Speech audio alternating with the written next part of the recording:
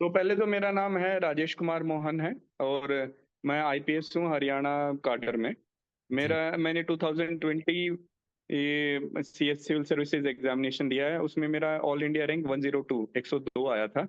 और उसके बाद मेरे को इंडियन पुलिस सर्विस एलोकेट हुई, और एट प्रेजेंट मेरी ट्रेनिंग चल रही है। तो इससे पहले मैं आपको थोड़ा सा और ब्रीफ इंट्रोडक्शन देना चाहूंगा। मैंने चंडीगढ़ से पढ़ाई की है। उसके बाद मैंने ग्रेजुएशन में एमबीबीएस की है, और उसके बाद आई थिंक मेरी आवाज आ रही होगी सभी को। जी जी जी सर, आ नॉट रही एन इशू। है। जी। तो उसके बाद ये मेरा जो यूपीएससी की जर्नी स्टार्ट हुई मेरी 2015 ऑनवर्ड्स, 2015 ऑनवर्ड्स। तो इनिशियली 2.5 साल में मैंने जॉब के साथ तैयारी की, और उसके बाद मैंने विदाउट जॉब तैयारी की। ये मेरा फिफ्थ अटेम्प्ट था। और फोर्थ अटेम्प्ट में मेरा पर्सनैलिटी टेस्ट इंटरव्यू तक गया था, और फिफ्थ अटेम्प्ट में मेरा सिलेक्शन हुआ।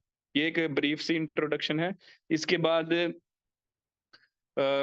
आई थिंक जैसे कि आप सभी को पता भी होगा कि ये वाला जो सेशन है उसमें हम ब्रॉडली कैसे तैयारी करनी है, और मोर स्पेसिफिकली एथिक्स की कैसे तैयारी करनी है, इसके बारे में मैं आपको बताना चाहूंगा।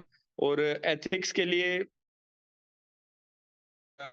एक बुक भी लिखी है, जिसका नाम है ethics made easy. I will show that book to you.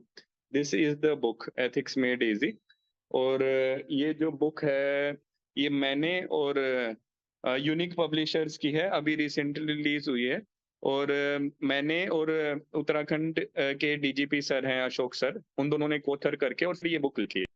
तो वी कैन स्टार्ट। मैं अपनी तरफ से स्टार्ट करूं, या फिर how the there would be question and answer session, कैसे किस तरह से चलेगा बताइएगा आप।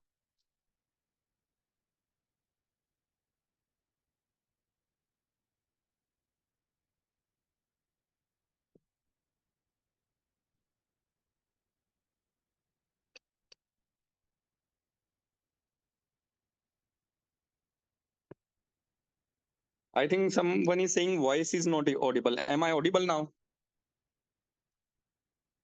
हेलो।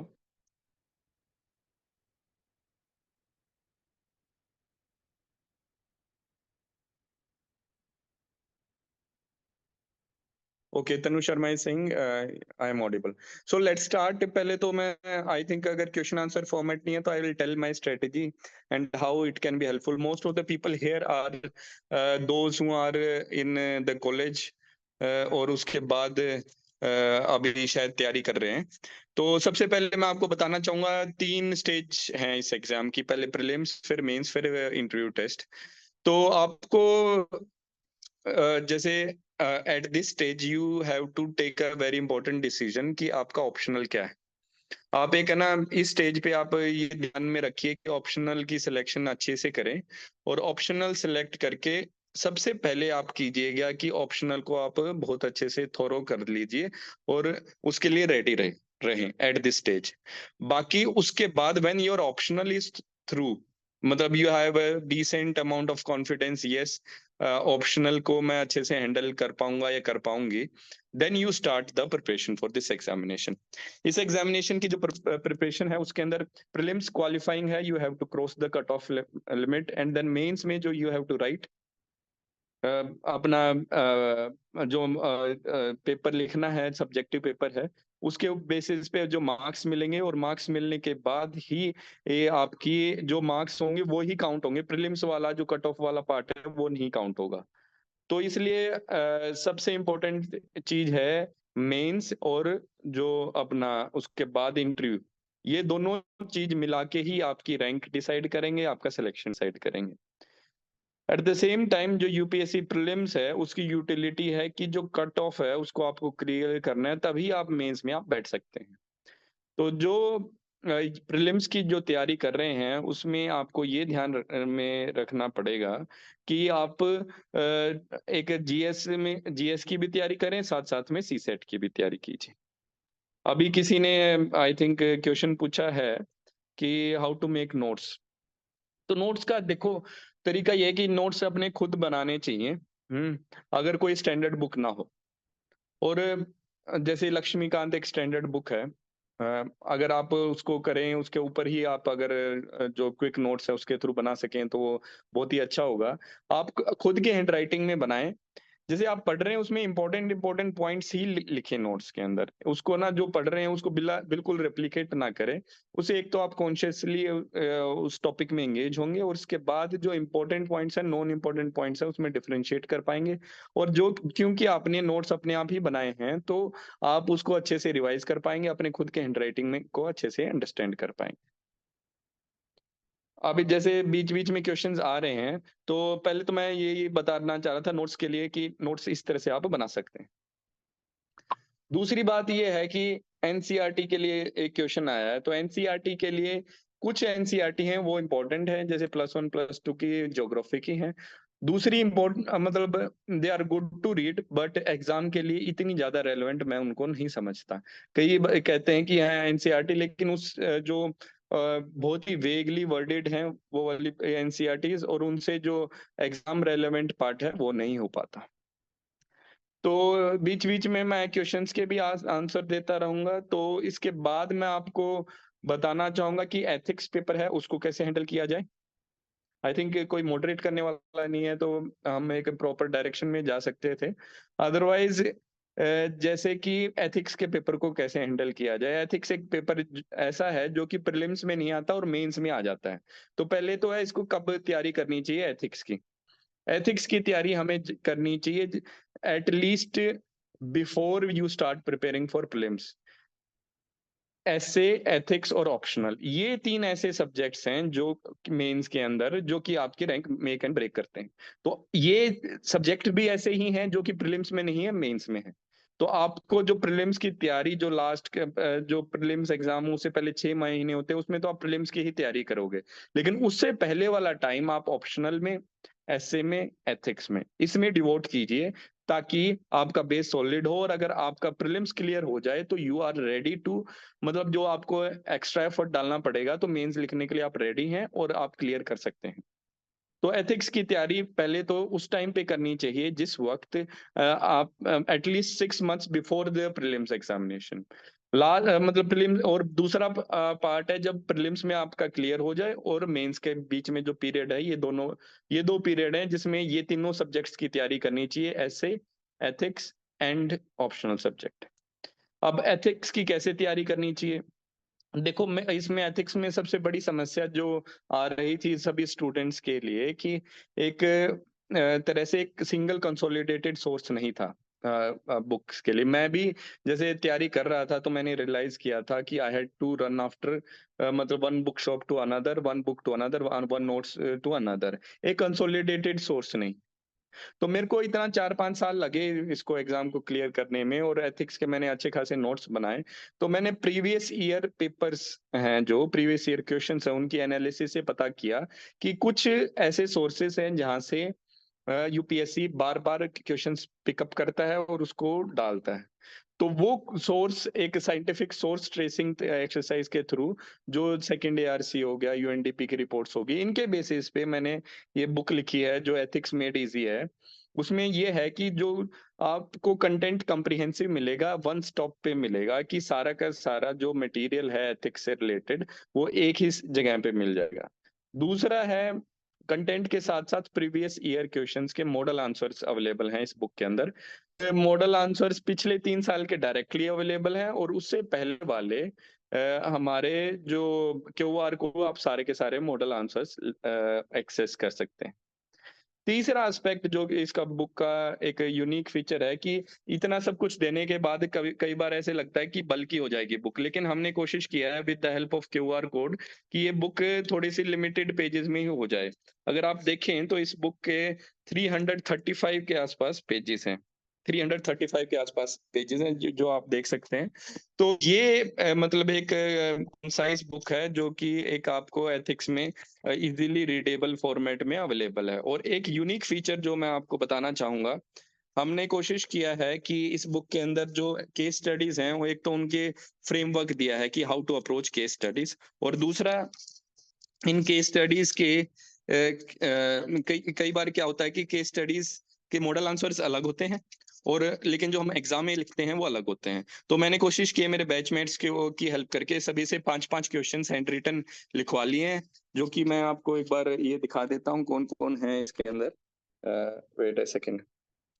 ये जैसे बुक को आप देखेंगे तो 5-5 क्वेश्चंस ऐसे हमने हर एक टॉपर से लिखवा लिए हैं, जो कि आप क्यूआर कोड की मदद से यू कैन एक्सेस। जैसे कि अनु बेनीवाल मैम का है, ये जूनियर है, उन्होंने ये वाला जो आंसर लिखा है, इस क्यूआर कोड को स्कैन करेंगे तो ये सारे हैंड रिटन आंसर्स भी आपको मिल जाएंगे।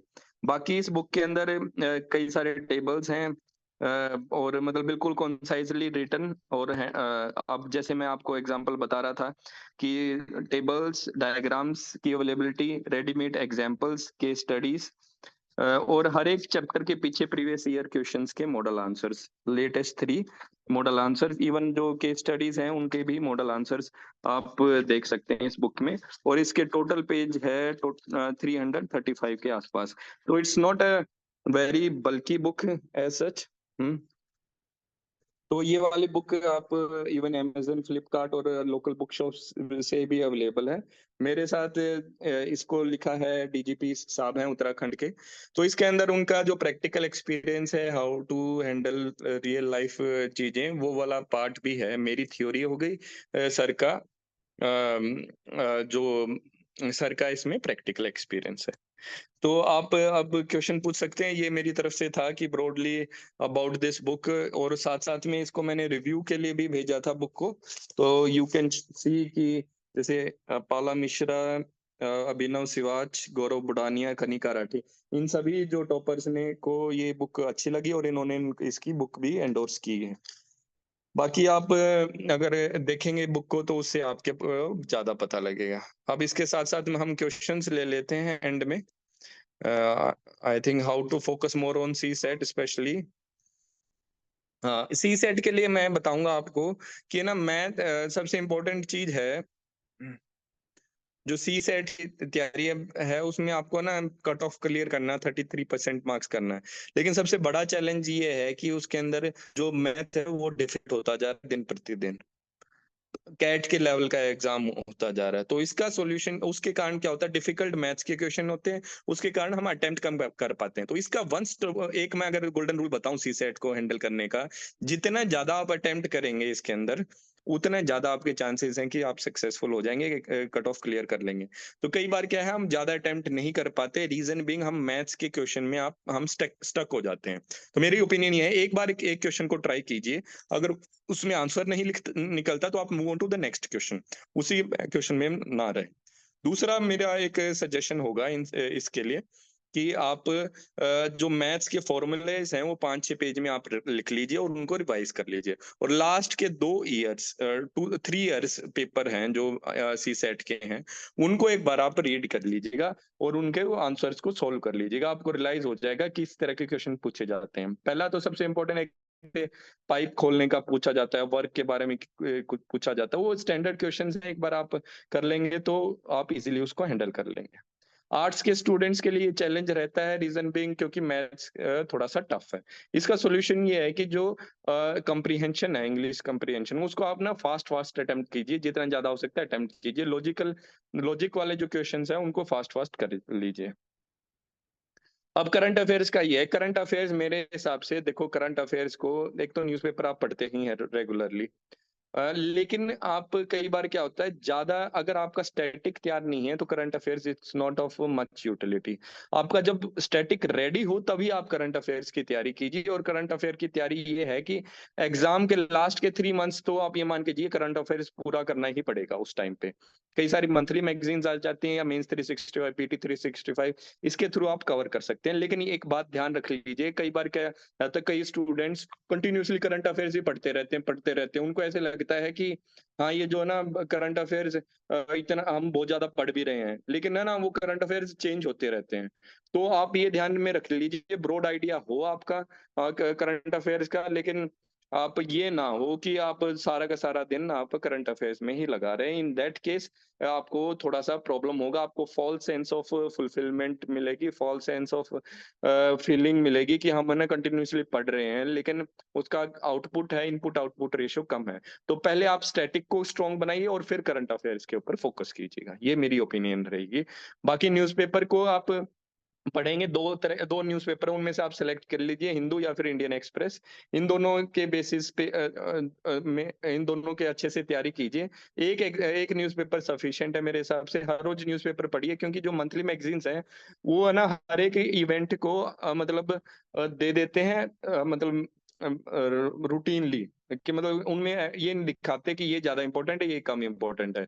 तो एक न्यूज़पेपर पढ़ने से ये पता लगेगा कि ये चीज़ ज़्यादा इम्पोर्टेंट है जो बार-बार न्यूज़ में आ रही है, और दूसरी चीज़ कम इम्पोर्टेंट है, ठीक है? और दूसरी चीज़ ये है कि जो आप न्यूज़पेपर पढ़ते हैं उससे आप केस स्टडीज़ पिकअप कर सकते हैं, प्लस आप जब आर्टिकल पढ़ते हैं तो उससे आपको ऐसे राइटिंग की तैयारी हो जाती है। आप उससे एक तरीका पिकअप कीजिए एडिटोरियल पढ़ने से और आर्टिकल पढ़ने से, कि कैसे आप ऐसे को अच्छी तरह से लिख सकते हैं, राइटिंग स्टाइल्स इम्प्रूव होगी आपकी।